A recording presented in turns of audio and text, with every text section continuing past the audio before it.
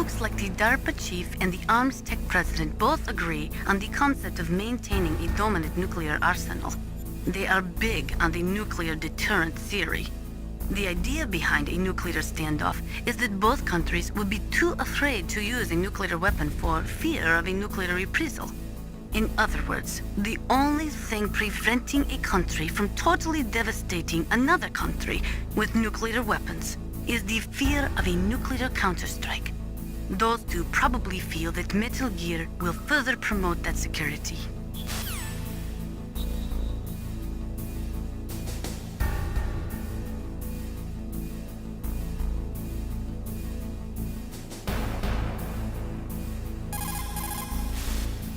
The right-wingers believe that as long as any country has nuclear weapons, they must have them as well.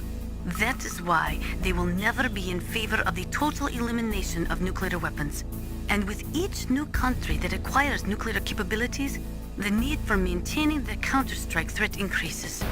As long as the nuclear deterrent policy continues, we will never be rid of nuclear weapons. The theory of nuclear deterrence was born during the Cold War, at a time of great suspicion between the US and the USSR. The great gulf between the ideologies of East and West caused a dramatic escalation in the arms race. And this escalation of the arms race in turn fueled mutual distrust and fear between the world's two great superpowers. The last half of the 20th century was shaped by the policy of nuclear deterrence. But the world has changed. The Cold War has ended, and we are now living in a world where small regional conflicts are breaking out all over. Things are not so simple anymore, and the policy of nuclear deterrence is obsolete. Most of these regional conflicts are the result of age-old enmities between different ethnic groups and religions. In those cases, the hatred often runs so deep that rationality is thrown out the window. For people such as them, the fear of a counterstrike often means lethal, and that is why the nuclear deterrence policy has lost much of its efficacy. A nuclear standoff is not a sufficient deterrent in the current world climate. The nuclear weapons disposal facility on Shadow Moses Island was built at the beginning of this century. It was made only to temporarily store the nuclear warheads. Why? If they wanted to dispose of them, why wouldn't they just dismantle them right away? They cannot do that. You see, when you dismantle a warhead, you still have nuclear materials that must be stored. At this point, all of the nuclear material storage facilities are way past capacity. But they could not stop dismantling weapons while at the same time pushing Start 2. So you're telling me that this base was built so they could temporarily avoid being in conflict with Start 2? Most people think that we live in a safer world now. But with all the dismantled nuclear weapons and waste around, the threat of nuclear terrorism has increased tremendously. It's ironic, isn't it? After the START II Accord was signed on January 3, 1993, Russia and the US reduced their strategic nuclear warheads to between 3,000 and 3,500 warheads each. They completely dismantled all of the ICBMs which contained MIRVs. As a result of that, there are over 15,000 dismantled nuclear warheads waiting to be disposed of. The warheads are supposed to be dismantled at Pantex or some other dismantling facility, but there are limits to how many warheads they can process. We just do not have the capabilities to dismantle all the warheads that are out there. Over 200 tons of plutonium and over 1,000 tons of high-grade uranium have been removed from nuclear weapons so far. And on top of that, nuclear reactors all over the world continue to produce and leak spent nuclear fuel. According to one estimate, as of the year 2005, America alone was storing over 50,000 tons of nuclear material. There is no room left in our nuclear material storage sites. That is why we need nuclear weapon disposal facilities. They say that there are 500,000 nuclear engineers in the world. But after the end of the Cold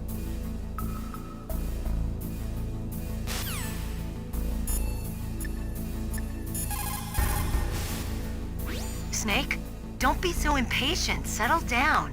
I need a little more time to get the cargo door open. I'll call you when I get the door open. Just wait a little, okay?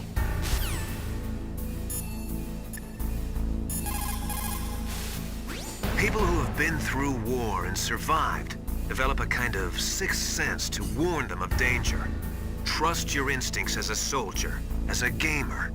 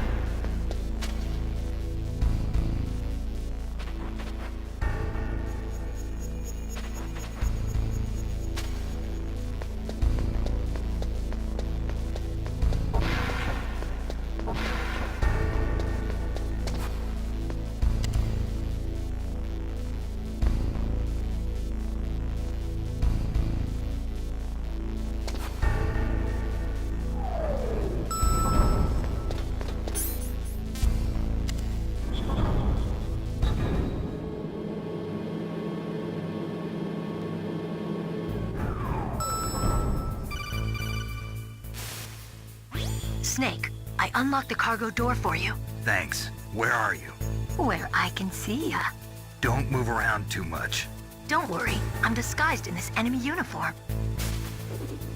You won't be for long with the way you walk. What does that mean? Nothing. Listen, Snake, the cargo door is like an airlock. It's equipped with infrared sensors. Be careful. If an intruder is sensed, gas is released. Gas? Okay, so we'll meet at the nuclear warhead storage building. Wait, you said you'd stay put and be a good girl. I changed my mind. Don't get careless. That's when things always turn sour. Sorry, but this is the only way I can figure out whether or not I'm cut out to be a soldier. I gotta get my hands dirty. These guys are professionals. You're gonna get yourself killed. See you there.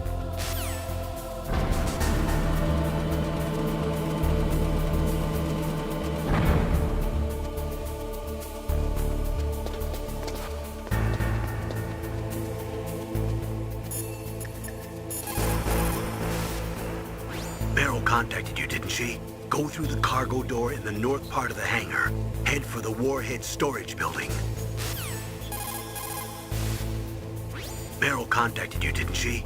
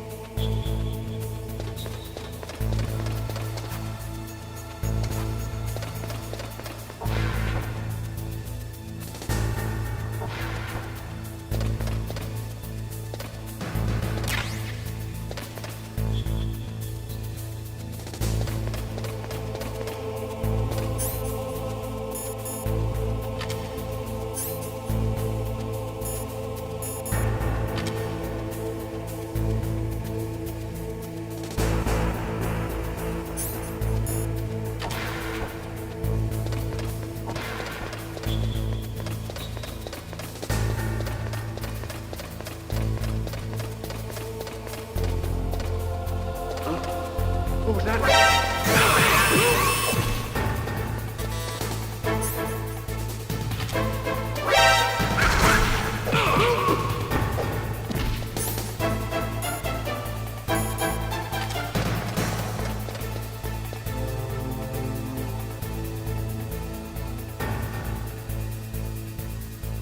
What's that? Get out of the way!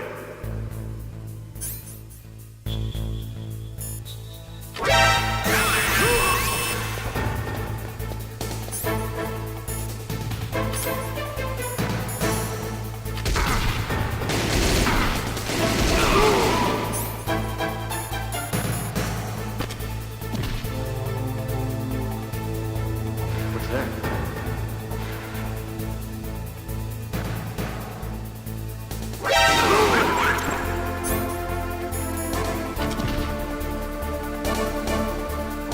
What's that?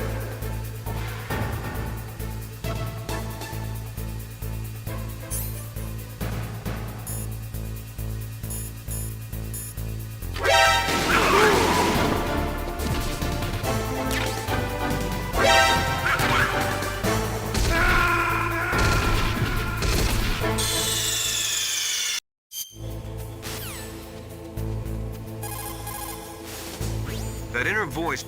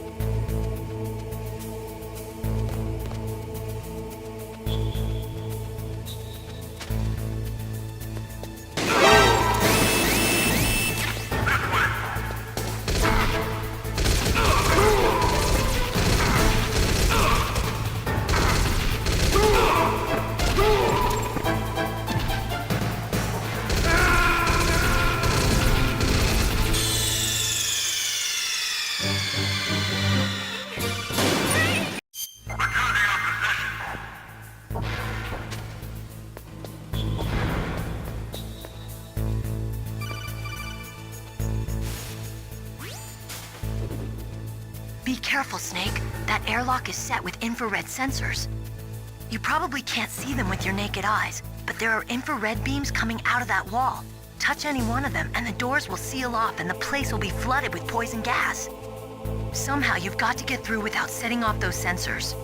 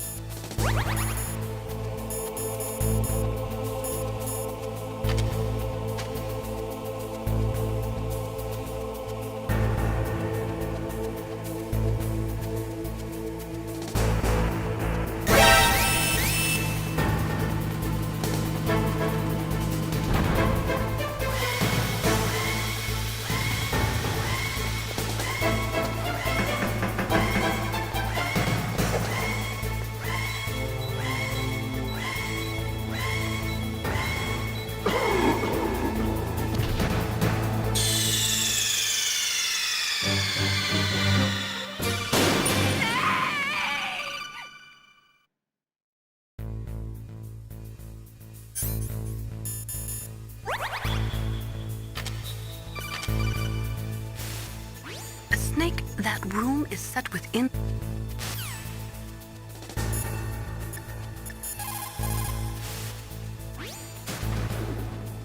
Be careful, Snake. That air...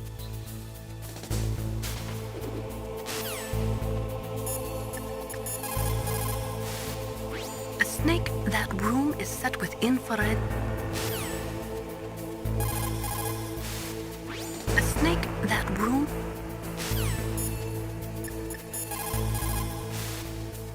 It looks like the place is protected by infrared sensors. Somehow...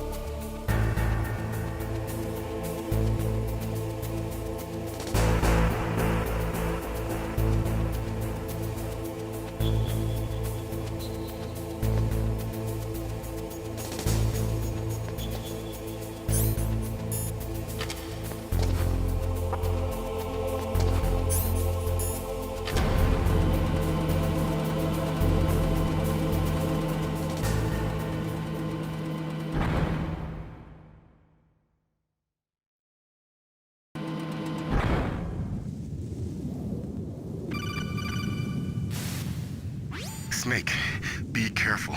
There are claymore mines around there. Use a mine detector. Who are you? Just call me Deepthroat. Deepthroat? The informant from the Watergate scandal? Never mind about that. You're not using burst transmission. Are you nearby? Listen, there's a tank in front of your position waiting to ambush you. Who are you anyway? One of your fans.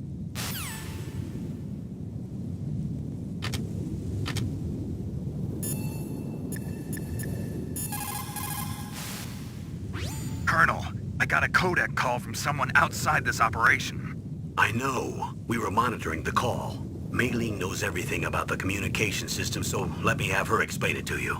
Well, if somebody knows your frequency, they can call you. But the question is, how did he learn it? It's top secret information. So you mean someone leaked the information? That's the only explanation I can think of. Mei Ling, do you know where that transmission originated from? I'm sorry. The radio waves were too weak to locate their source, but I'm sure he's near you, somewhere on the base. Snake, you'll have to go through the minefield to advance. That area is mined? After you locate the mines on your radar, crawl forward and retrieve them. Anti-personnel mines have killed over 20,000 non-combatants in the past 30 years. In countries like Cambodia and Nicaragua, the killing and maiming of innocent victims continues long after the wars have ended. It is easy to plant mines, you see, but removing them is a different matter. It requires more time and manpower than anyone is willing to invest. The superpowers need to donate more mine detectors and other equipment to remove them. It is the least we could do after laying them.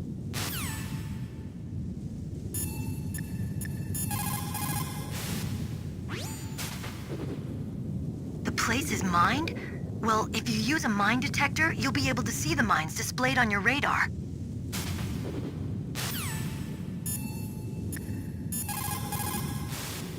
Master, does the name Deepthroat mean anything to you? Deepthroat? What? You mean the guy from Watergate? No, but he uses the same name. Whoever he is, he's not part of our operation, but he's been giving me advice by Codec. What? On top of that, he wasn't using burst transmission. It seems he was transmitting from somewhere on this base. Somewhere on the base? Yes. I have no idea who that could be. I see. Sound travels better in cold environments. If you're going to use a handgun,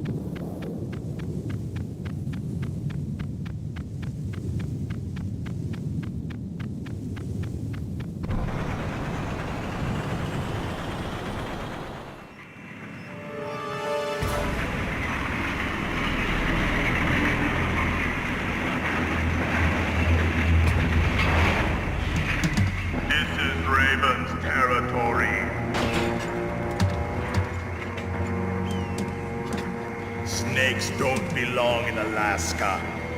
I will not let you pass. Send him a message.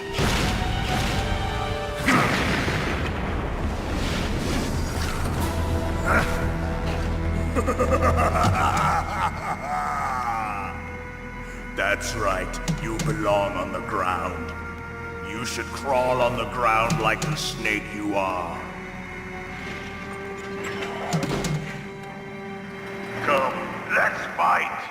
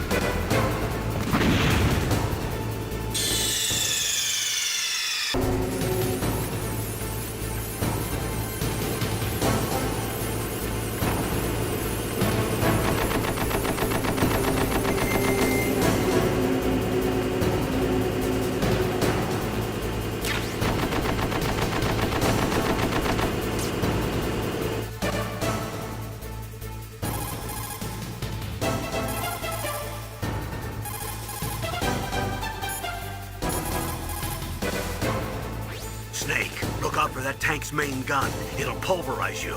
There should be some way. Ask Nastasha. She knows everything there is to know about weapon systems.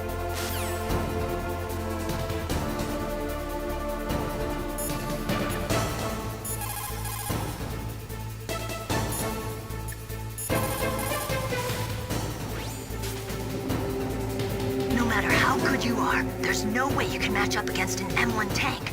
All you can do is try to take out the person in the driver's seat. With grenades, you should be able to attack the soldier on top of the tank, too.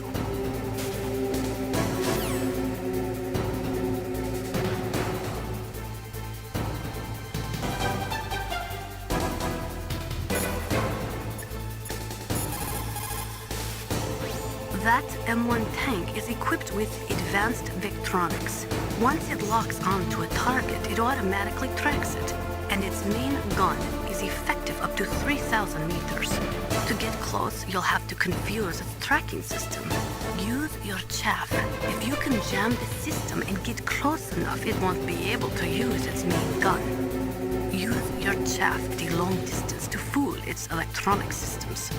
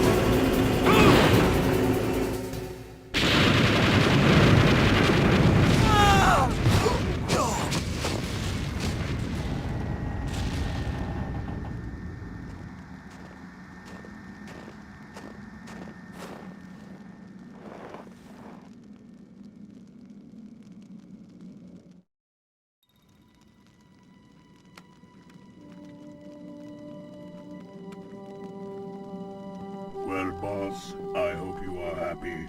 He got the card. We'll play with him a little longer. You would be wise not to underestimate him. What did you think of him? He is just as you said. In battle, he is as if possessed by a demon. Much like you, I would expect no less. See? I told you so. But I will kill him. So, General Ivan, I hear he took your hand as well as your dignity. Watch your tongue, shaman. In the language of the Sioux people, Sioux means snake. It is known as an animal to be feared. Well, Snake is mine now. When I meet him next, I'll take special care of him. Not yet. Don't kill him yet. He and I will meet again in battle. Same prediction as always? Yes, the raven on my head.